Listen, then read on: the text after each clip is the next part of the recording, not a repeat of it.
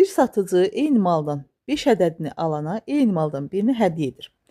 Yəni tutaq ki, 5 dənə mal aldınsa, birini də sənə satıcı bunu hədiyyə edir.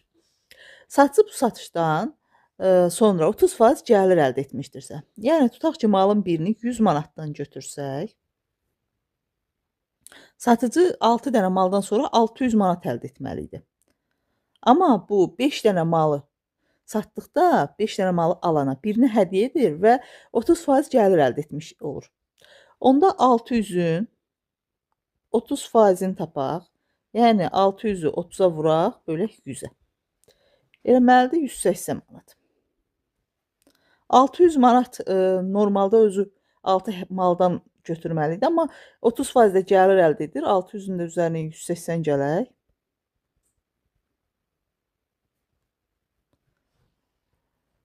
Satıcı bunu nə qədər maldan əldə etdi? 5 dənə.